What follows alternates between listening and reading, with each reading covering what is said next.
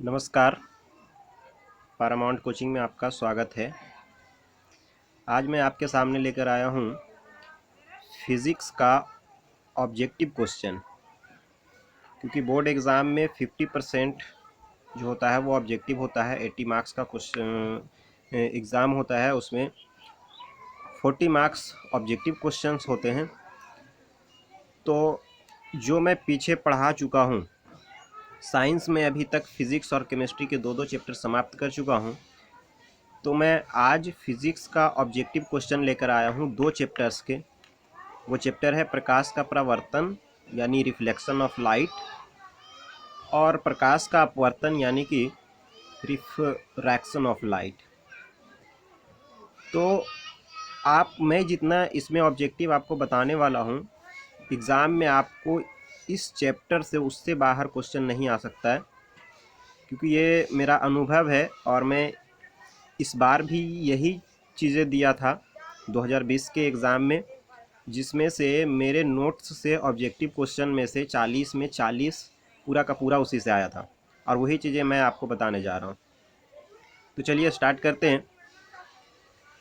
तो first question है कि प्रकाश के परावर्तन के कितने नियम हैं। प्रकाश के परावर्तन के कितने नियम हैं, फर्स्ट क्वेश्चन है। देखिए, फर्स्ट क्वेश्चन है प्रकाश के परावर्तन के कितने नियम हैं। कितने नियम होते हैं? 2।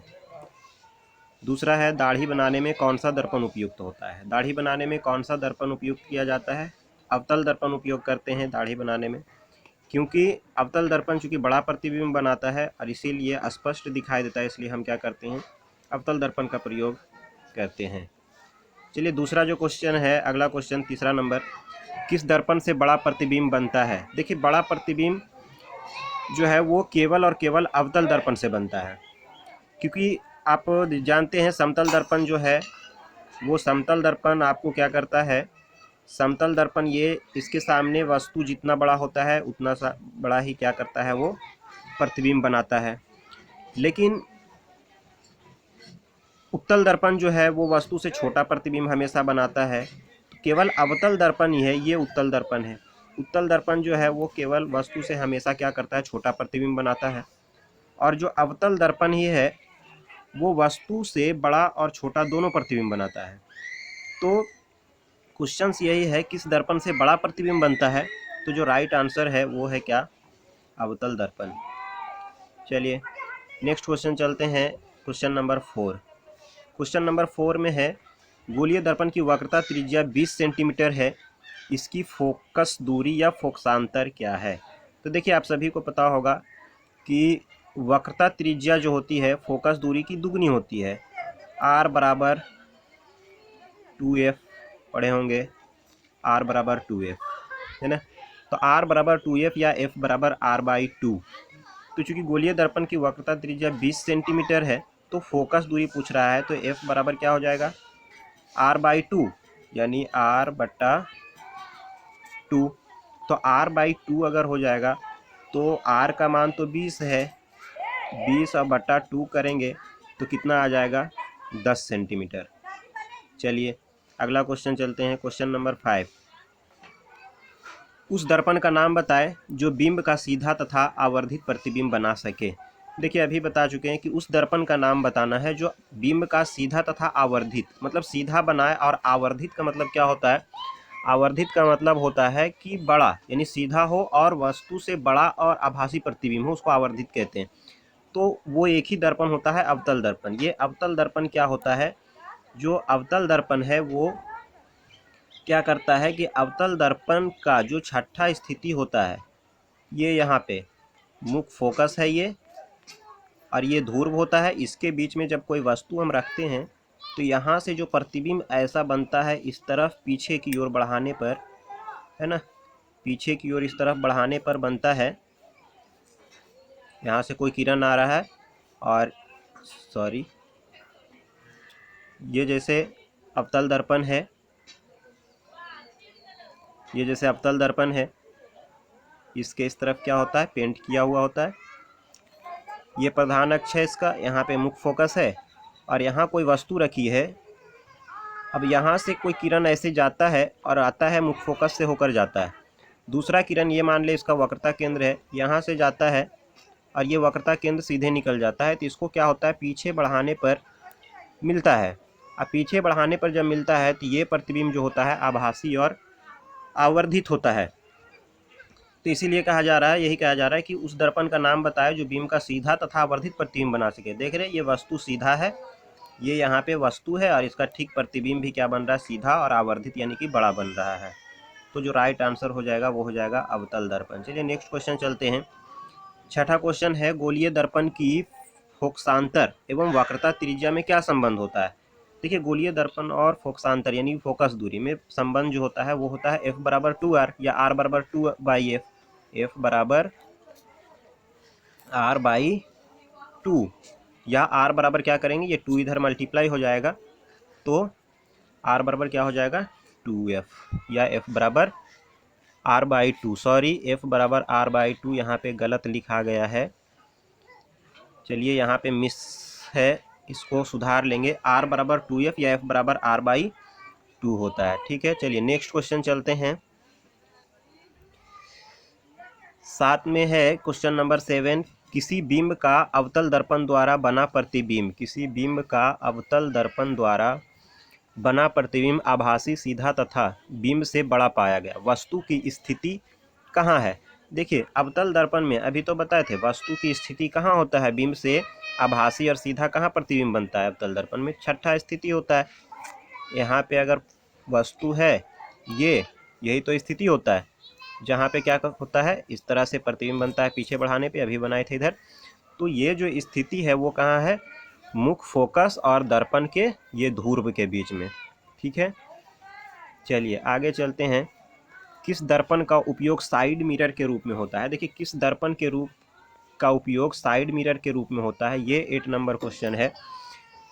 तो साइड मिरर के रूप में हम उत्तल दर्पण का उपयोग करते हैं, क्योंकि उत्तल दर्पण जो होता है ना, क्वेश्चन 2 नंबर में भी पूछा जाता है कि उत्तल दर्पण को साइड मिरर के रूप में हम वरीयता क्यों देते हैं। तो इसका राइट आंसर जो है वो है कि उत्तल दर्पण जो है वो वस्तु का आभासी सीधा प्रतिबिंब बनाता है और छोटे से एरिया को, मतलब बड़े से एरिया को बहुत छोटे से दर्पण में दिखा देता है, विस्तृत क्षेत्र दिखाने की क्षमता रखता है और सीधा प्रतिबिंब बनाता है, इसलिए इस दर्पण का उपयोग साइड मिरर के रूप में करते हैं। चलिए नेक्स्ट क्वेश्चन है, कि समतल दर्पण द्वारा बना प्रतिबिंब कैसा होता है। समतल दर्पण द्वारा बना प्रतिबिंब कैसा होता है। तो समतल दर्पण द्वारा जो बना प्रतिबिंब होता है, जैसे ये समतल दर्पण बिल्कुल समतल सीधा होता है, इसके द्वारा जो बना प्रतिबिंब होता है वो कैसा होता है, तो वो होता है हमेशा वस्तु के बराबर होता है और काल्पनिक प्रतिबिंब बनता है। जितना बड़ा वस्तु होता है इस तरफ में प्रतिबिंब उतना बड़ा ही होता है और क्या होता है, काल्पनिक होता है। चलिए नेक्स्ट क्वेश्चन है आगे, किस दर्पण द्वारा केवल काल्पनिक प्रतिबिंब बनता है। तो उत्तल एवं समतल दोनों इसका आंसर हो जाएगा। 10वां क्वेश्चन जो है, किस दर्पण द्वारा केवल काल्पनिक प्रतिबिंब बनता है, तो इसका आंसर होगा उत्तल एवं समतल। अवतल दर्पण ही एक ऐसा है जो दोनों प्रतिबिंब बनाता है, लेकिन केवल काल्पनिक प्रतिबिंब बनता है वो है उत्तल और समतल दोनों। चलिए 11 नंबर जो क्वेश्चन है वो है, किस दर्पण द्वारा वास्तविक एवं काल्पनिक दोनों प्रतिबिंब बनता है, तो वो क्या है, अवतल दर्पण। देखिए ये क्वेश्चन आ गया जो अभी बता रहे थे, अवतल दर्पण है ना, क्योंकि 5 स्थिति अवतल दर्पण में ऐसा होता है जो वास्तविक प्रतिबिंब बनाता है, और जो छठा स्थिति जब वस्तु मुख्य फोकस और ध्रुव के बीच में होता है तो प्रतिबिंब कैसा बनता है, आभासी बनता है, काल्पनिक बनता है। 12 नंबर क्वेश्चन है, काल्पनिक प्रतिबिंब कैसा होता है। देखिए सभी को पता होगा काल्पनिक प्रतिबिंब कैसा होता है, सीधा होता है। वास्तविक प्रतिबिंब आभासी प्रतिबिंब में क्या अंतर है, वहाँ पे बताया गया था कि काल्पनिक प्रतिबिंब में जो होता है वो सीधा होता है और वास्तविक प्रतिबिंब क्या होता है, हमेशा उल्टा होता है। तो जो राइट आंसर हो जाएगा वो सीधा होता है। इसके बाद चलिए आगे चलते हैं, प्रकाश की किरणें गमन करती है। तो प्रकाश की किरणें जो गमन करती है वो किसमें, हमेशा सीधी रेखा में, है ना। प्रकाश की किरणें जो है वो हमेशा सीधी रेखा में गमन करती है। नेक्स्ट क्वेश्चन है, सर्च लाइट का परावर्तक सतह जो होता है वो कैसा होता है, अवतल होता है। देखिए सर्च लाइट जो टॉर्च हो या गाड़ियों का हेडलाइट हो, ये सभी में क्या किया जाता है, अवतल दर्पण का इस्तेमाल किया जाता है, तो वही क्वेश्चन है कि सर्च लाइट में का परावर्तक सतह कैसा होता है, तो वो अवतल होता है। इस बार क्वेश्चन भी पूछा था कि गाड़ियों के हेडलाइट में कौन सा दर्पण इस्तेमाल किया जाता है, तो वो क्या है, राइट आंसर उसका अवतल दर्पण हो जाएगा। हिंदी में बहुत सारे बच्चे कंफ्यूज हो गए थे। हिंदी में लिखा हुआ था गाड़ियों के अग्रदीप, अग्रदीप यानी कि हेडलाइट अंग्रेजी में कहते हैं उसको, अग्रदीप में अवतल दर्पण का इस्तेमाल किया जाता है। चलिए नेक्स्ट क्वेश्चन है, परावर्तन के नियम से, परावर्तन का नियम क्या होता है, परावर्तन का नियम क्या होता है, आपतन कोण बराबर परावर्तन कोण, आपतन कोण बराबर परावर्तन कोण। प्रकाश तरंग उदाहरण है, प्रकाश तरंग किसका उदाहरण है, विद्युत चुंबकीय तरंग का। प्रकाश तरंग किसका उदाहरण है, विद्युत चुंबकीय तरंग का। किरणों के समूह को क्या कहा जाता है, किरणों के समूह को किरण पुंज कहते हैं, किरणों के समूह को किरण पुंज कहते हैं, क्योंकि एक अगर किरण है तो ये किरण है, लेकिन अगर ढेर सारा किरण यहाँ से अगर निकल रहा है इस टाइप से, इस टाइप से अगर ढेर सारा किरणें अगर जा रहा हो चारों तरफ, अगर ढेर सारा किरण निकल रहा हो तो ये किरणों का समूह हो गया और ये क्या कहलाता है, किरण पुंज कहलाता है। चलिए नेक्स्ट क्वेश्चन चलते हैं। नेक्स्ट क्वेश्चन है, गोलीय दर्पण का परावर्तन पृष्ठ की वृत्ताकार सीमा रेखा का व्यास क्या कहलाता है। देखिए ये गोलीय दर्पण है, मान लो अवतल हो या उत्तल, कोई भी गोलीय दर्पण हो सकता है। ये एक अर्ध गोले खोखले गोले का भाग होता है, तो इसका जो प्रभावी व्यास होता है, ये वृत्ताकार सीमा रेखा का ये व्यास, ये जो व्यास है, ये व्यास क्या कहलाता है, इसका द्वारक कहलाता है। चलिए नेक्स्ट क्वेश्चन है, नेक्स्ट क्वेश्चन है, यदि किसी बिंब का प्रतिबिंब का आवर्धन ऋणात्मक है तो उस प्रतिबिंब की प्रकृति कैसी होगी। देखिए जब भी प्रतिबिंब का आवर्धन ऋणात्मक होता है तो वास्तविक और उल्टा प्रतिबिंब का ही होता है, ठीक है, वास्तविक और उल्टा प्रतिबिंब। किसी बिंब का प्रतिबिंब का आवर्धन ऋणात्मक है तो वो प्रतिबिंब कैसा होगा, वास्तविक और उल्टा होगा, क्योंकि आभासी और सीधे प्रतिबिंब के लिए जो आवर्धन हो जाता है वो कैसा होता है, धनात्मक होता है। चलिए नेक्स्ट क्वेश्चन है कि दंत विशेषज्ञ किस दर्पण का उपयोग मरीजों के दांतों का बड़ा प्रतिबिंब देखने के लिए करता है, तो राइट आंसर वो है अवतल दर्पण। दंत विशेषज्ञ किस दर्पण का उपयोग मरीजों के दांतों का बड़ा प्रतिबिंब देखने के लिए करता है, अवतल दर्पण, क्योंकि अवतल दर्पण ही एक ऐसा दर्पण है जिससे हम बड़ा प्रतिबिंब प्राप्त कर सकते हैं, ठीक है। और बड़ा प्रतिबिंब कहाँ प्राप्त होता है, ये जो छठा स्थिति होता है, बहुत इंपॉर्टेंट होता है, छठा स्थिति से बहुत सारा क्वेश्चन बनता है और वही है अवतल दर्पण। चलिए 21 नंबर क्वेश्चन है, गोलीय दर्पण द्वारा उत्पन्न आवर्धन का सूत्र क्या होता है। गोलीय दर्पण द्वारा उत्पन्न आवर्धन का सूत्र -v/u होता है। देखिए आवर्धन होता क्या है, आवर्धन कहते हैं कि प्रतिबिंब की ऊंचाई, प्रतिबिंब की ऊंचाई और बटा वस्तु की ऊंचाई, है ना, वस्तु की ऊंचाई, प्रतिबिंब की ऊंचाई बटा वस्तु की ऊंचाई के अनुपात को क्या कहा जाता है, आवर्धन कहते हैं। यानी आवर्धन ये बताता है कि प्रतिबिंब वस्तु से कितना गुना बड़ा या छोटा है।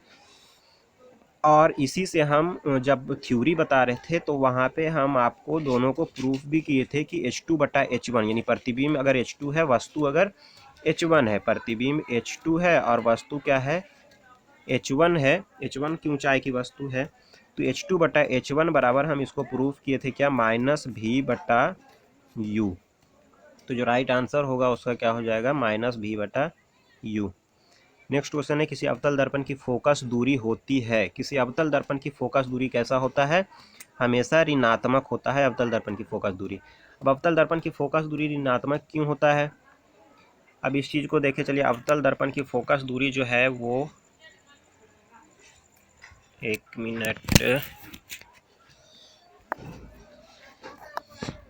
अवतल दर्पण की फोकस दूरी ऋणात्मक होता है, अवतल दर्पण की फोकस दूरी ऋणात्मक होता है क्योंकि देखिए चिन्ह परिपाटी जब हम आपको बता रहे थे तो ये जैसे अवतल दर्पण है, चिन्ह परिपाटी आपको याद होगा तो आप समझ सकते हैं इसकी फोकस दूरी ऋणात्मक क्यों होती है। मैं बताया था कि ये इसके ध्रुव है, सभी दूरियां कहाँ से मापा जाता है, यहाँ पे P होता है ध्रुव, और सभी दूरियां पोल से मापी जाती है, यानी यहाँ से मापी जाती है। और ये मुख्य फोकस होता है, इधर ये मुख्य फोकस हो गया, ये इसका C होता है वक्रता केंद्र। तो इस तरफ की मापी गई दूरियां, मतलब इस तरफ की मापी गई दूरियां जो होती है, लेफ्ट साइड की मापी गई दूरियां हमेशा क्या होता है, इस तरफ नेगेटिव होता है, और इस तरफ की मापी गई दूरियां जो होता है वो हमेशा क्या होता है, पॉजिटिव होता है, ठीक है। तो फोकस दूरी हम कहाँ मापते हैं? पोल से इस तरफ मापते हैं, है ना। पोल से, यहाँ पोल है, ये पोल है, और पोल से फोकस दूरी इस तरफ है, इसलिए हम क्या करेंगे, इसकी दूरी लेफ्ट साइड माप रहे हैं, इसलिए ये नेगेटिव होता है, ऋणात्मक होता है। चलिए, दर्पण सूत्र क्या है? नेक्स्ट क्वेश्चन है, दर्पण सूत्र क्या है? दर्पण सूत्र क्या है? दर्पण सूत्र आपको पता होगा। दर्पण सूत्र प्रूफ भी किए हैं हम इसको थ्योरी क्लास में, 1/v + 1/u बराबर 1/f, ये दर्पण सूत्र होता है ना। चलिए नेक्स्ट क्वेश्चन है, नेक्स्ट क्वेश्चन चलते हैं। नेक्स्ट क्वेश्चन है, प्रकाश के अपवर्तन के कितने नियम हैं? अब चलिए हम चले आए हैं कहाँ? प्रकाश के अपवर्तन चैप्टर में, प्रकाश का अपवर्तन के चैप्टर में। प्रकाश का परावर्तन हो गया, आगे चलेंगे प्रकाश का अपवर्तन यानी रिफ्रैक्शन ऑफ लाइट। इसमें क्या होता है अपवर्तन में? परावर्तन में क्या होता है? परावर्तन जरा सा बता दें कि परावर्तन में जिस तरफ से प्रकाश आता है वो उसी तरफ चला जाता है, लौट जाता है ना। इस तरफ से आया और इसी तरफ चला गया किसी दर्पण या चिकनी चमकीली सतह से टकराकर। और अपवर्तन क्या होता है? अपवर्तन होता है कि दो माध्यमों को अलग करने वाली सतह है ये, और इस पर कोई प्रकाश की किरण ऐसे पड़ता है और ये अपनी सीधी रास्ते से विचलित हो जाती है। इसको जाना इस तरफ चाहिए था लेकिन ये इस तरफ चला आता है, यानी अपने वास्तविक पथ इसका ये था लेकिन ये क्या हो गया, इस तरफ चला आया, यानी अपने वास्तविक पथ से विचलित हो गया। इसको हम क्या कहते हैं? प्रकाश का अपवर्तन कहते हैं। तो कहते हैं कि अपवर्तन का कितना नियम होता है? तो अपवर्तन के दो नियम होते हैं। अपवर्तन के जो है, प्रकाश के अपवर्तन के दो नियम है, परावर्तन के भी दो नियम है।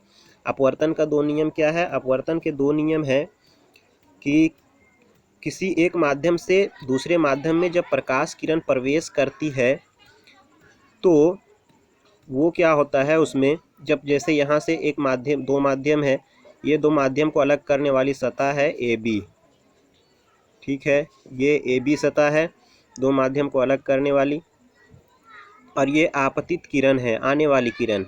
यहाँ पे कोई अभिलंब डाल देते हैं तो ये किरण इस तरफ मुड़ जाता है, जबकि जाना इसको चाहिए इस तरफ, और ये इस तरफ चला आया। तो यहाँ से हम देखते ये हैं कि इसमें तीन चीज़ें हैं, आपतित किरण, ये आपतित किरण हो गया, ये अपवर्तित किरण हो गया, और ये इसका जो है यहाँ से ये अभिलंब हो गया। तो पहला नियम जो है आपतित किरण, अपवर्तित किरण और आपतन बिंदु, ये जहाँ पे आपतित होता है ये आपतन बिंदु कहलाता है। इस पर डाला गया अभिलंब, तीनों एक ही तल में होते हैं। ये इसका क्या है? फर्स्ट रूल है। और सेकेंड रूल जो है वो, सेकेंड रूल क्या है? सेकेंड रूल है कि आपतन कोण की ज्या यानी साइन आई, आपतन कोण की ज्या साइन आई, और अपवर्तन कोण की ज्या साइन आर का जो अनुपात होता है दोनों का, वो क्या होता है? एक नियतांक होता है, जिसको हम क्या लिख देते हैं? म्यू लिख देते हैं, ठीक है। म्यू, म्यू एक ग्रीक वर्ड है और इस म्यू को हम क्या कहते हैं? अपवर्तनांक कहते हैं। नेक्स्ट क्वेश्चन इसी के बारे में पूछा भी गया है। देखिए नेक्स्ट क्वेश्चन यही है कि किसी माध्यम का अपवर्तनांक म्यू, किसी माध्यम का अपवर्तनांक, ये देखें, किसी माध्यम का अपवर्तनांक म्यू का मान या स्नेल का नियम क्या है? किसी माध्यम का अपवर्तनांक म्यू का मान या स्नेल का नियम क्या होता है? साइन आई बटा साइन आर, क्योंकि अपवर्तन के दूसरे नियम को ही स्नेल का नियम कहा जाता है ना, साइन आई बटा साइन आर। चलिए नेक्स्ट क्वेश्चन है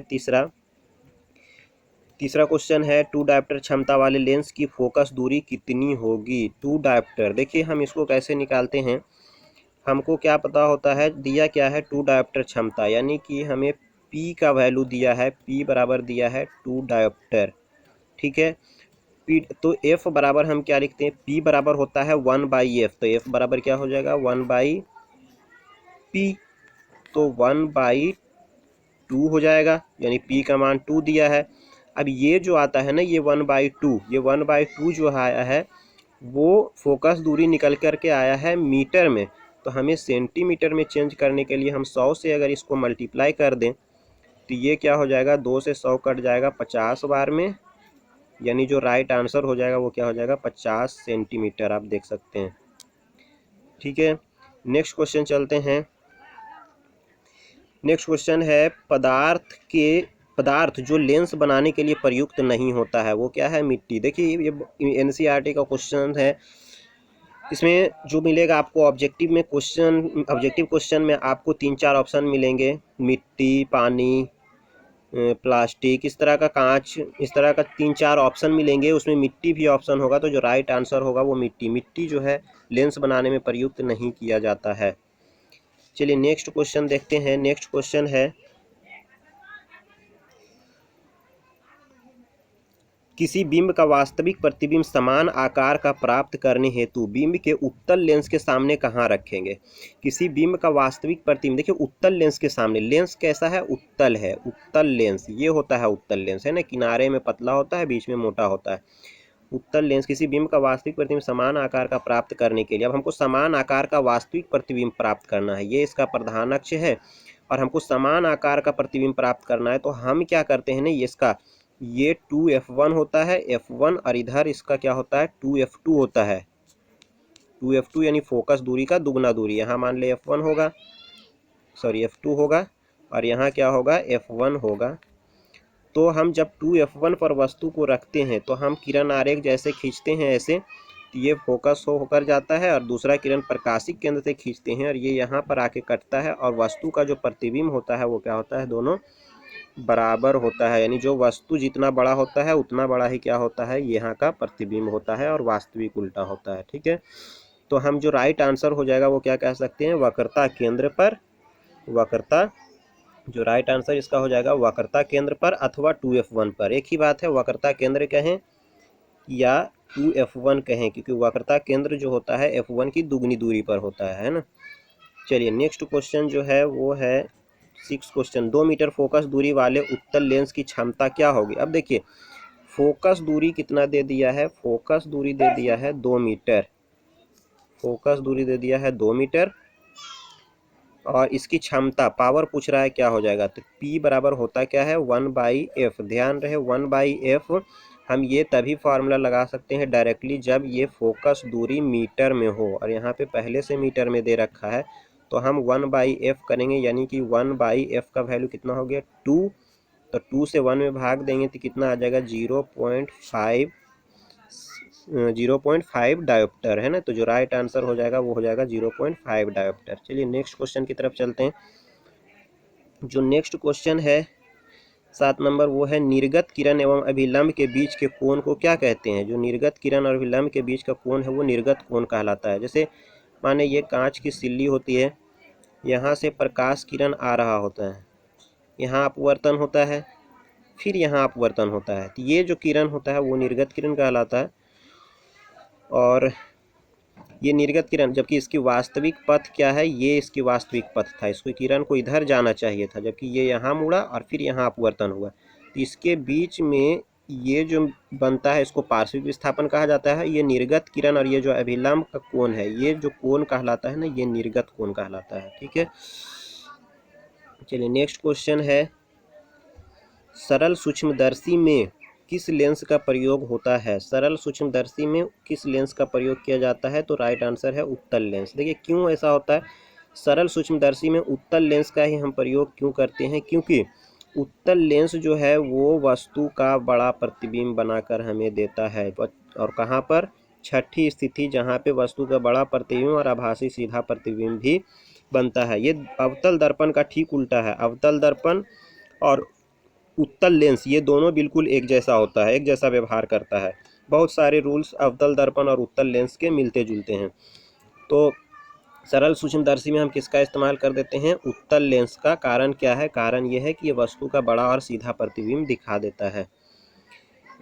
चलिए लेंस के लिए आवर्धन सूत्र क्या है? लेंस के लिए आवर्धन सूत्र है ना, लेंस के लिए आवर्धन सूत्र क्या होता है? V/U। देखिए दर्पण में जो पीछे बता के गए हैं वहाँ क्या था? -V/U। दर्पण के लिए होता है -V/U, और लेंस के लिए ये माइनस नहीं होता है, यानी कि क्या हो जाता है? लेंस का जो आवर्धन होता है V/U H2/H1 के बराबर यहाँ पे भी कह सकते हैं, क्योंकि आवर्धन क्या होता है? प्रतिबिंब की ऊंचाई और वस्तु की ऊंचाई के अनुपात को ही हम आवर्धन कहते हैं। तो प्रतिबिंब की ऊंचाई अगर H2 हो और वस्तु की ऊंचाई H1 हो, तो जो आवर्धन होगा वो H2/H1 होगा। और इसी से हम जब निकालते हैं, इसको डिराइव करते हैं, तो वहीं से निकल करके क्या आता है, v बटा यू प्लस में।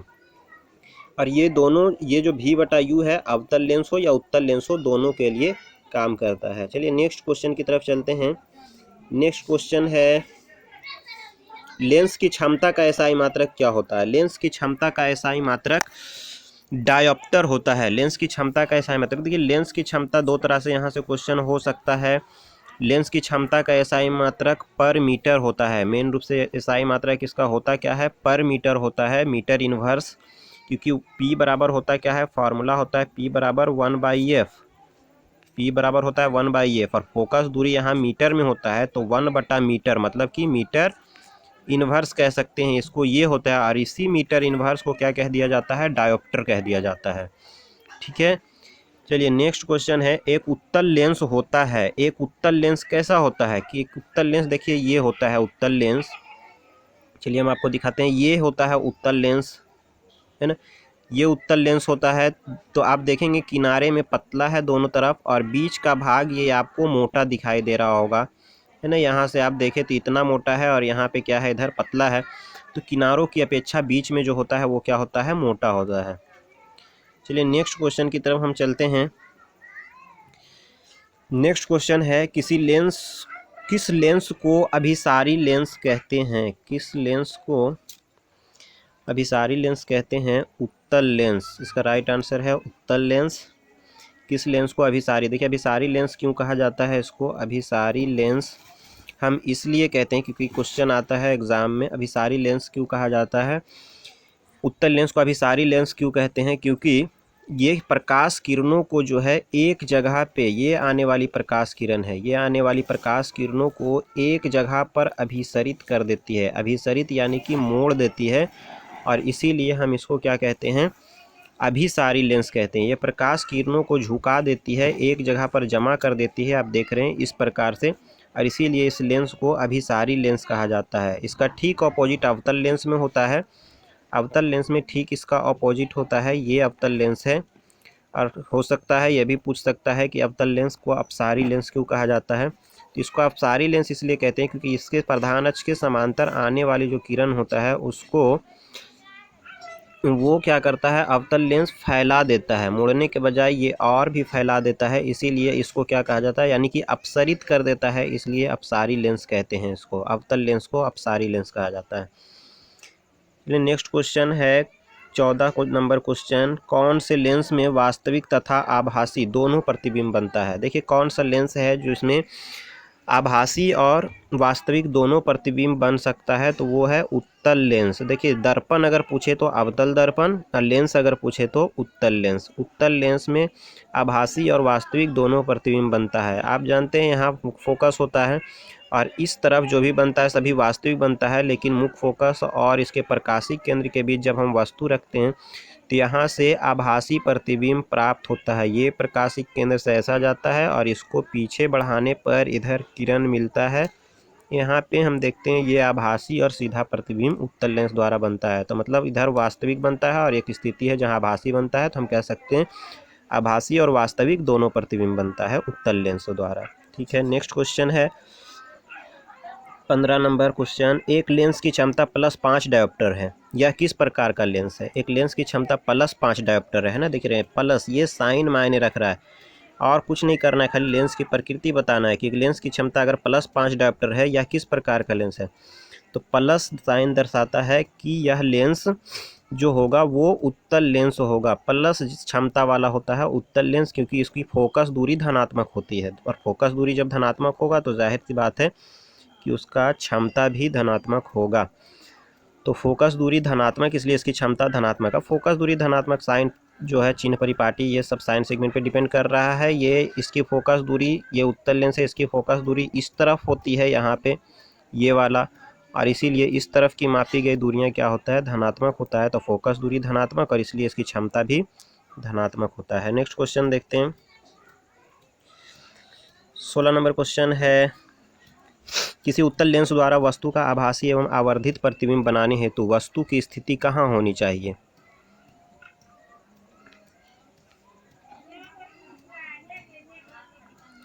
किसी उत्तल लेंस द्वारा वस्तु का आभासी एवं आवर्धित प्रतिबिंब बनाने हेतु वस्तु की स्थिति कहाँ होनी चाहिए। तो ये देखिए क्वेश्चन क्या है, किसी उत्तल लेंस द्वारा वस्तु का आभासी एवं आवर्धित प्रतिबिंब बनाने हेतु।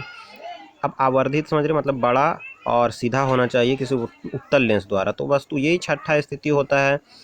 यहाँ फोकस दूरी, मुख्य फोकस, इसका इस तरफ मुख्य फोकस है। तो जब हम वस्तु को यहाँ रखते हैं तो वस्तु से आवर्धित ऐसा इस प्रकार का प्रतिबिंब बनता है, पीछे बढ़ाने पे मिलता है। तो वस्तु से बड़ा और आवर्धित यानी सीधा प्रतिबिंब प्राप्त होता है। तो फोकस और लेंस के बीच हो जाएगा इसका आंसर। 17 नंबर क्वेश्चन है, जल का अपवर्तनांक कितना होता है। तो जल का अपवर्तनांक 1.33 होता है। 18 नंबर है, हीरे का अपवर्तनांक 2.42 होता है। 19 नंबर क्वेश्चन है, किस लेंस से केवल काल्पनिक प्रतिबिंब बनता है। अब देखिए किस लेंस से केवल काल्पनिक प्रतिबिंब बनता है, तो वो है अवतल लेंस। और अगर दर्पण पूछे तो केवल काल्पनिक किससे बनता है, तो समतल और उत्तल दोनों। दर्पण पूछे तो समतल और उत्तल दोनों, लेकिन लेंस अगर पूछता है कि किस लेंस से केवल काल्पनिक प्रतिबिंब बनता है, तो राइट हो जाएगा आंसर, वो होगा अवतल लेंस। चलिए नेक्स्ट क्वेश्चन है, निर्वात में प्रकाश की चाल कितना होता है। जो सबसे ज़्यादा होता है निर्वात में प्रकाश की चाल। निर्वात मतलब कि वहाँ पे कोई वैक्यूम यानी वहाँ पे कोई माध्यम नहीं होता है, कोई कण नहीं होता है, और वहाँ पे प्रकाश की चाल सबसे अधिक होता है 3 × 10⁸ मीटर पर सेकेंड। नेक्स्ट क्वेश्चन है, लेंस के मुख्य फोकस की संख्या कितनी होती है। तो राइट आंसर है 2। देखिए लेंस के मुख्य फोकस की संख्या कितनी होती है, 2। आंसर इसलिए है क्योंकि ये इस तरह का कोई लेंस मान ले ये है, तो ये गोले से बना है। इस तरफ गोला होगा, एक गोला इस तरफ ऐसा होगा, और इससे बना है। इसका जब 2 केंद्र है इस तरफ गोले का, तो 2 फोकस होगा यहाँ पे। इस तरफ प्रधान अक्ष मान ले ये है, एक फोकस यहाँ होता है और एक फोकस यहाँ होता है। तो लेंस में मुख्य फोकस की संख्या 2 होती है। नेक्स्ट क्वेश्चन है 22 नंबर, किस पदार्थ का अपवर्तनांक अधिकतम होता है। किस पदार्थ का अपवर्तनांक अधिकतम होता है, तो वो है हीरा। हीरे का अपवर्तनांक सबसे ज़्यादा होता है और बहुत कठोर तत्व होता है ये हीरा। तो हीरे का अपवर्तनांक सबसे ज़्यादा होता है, कितना होता है 2.42।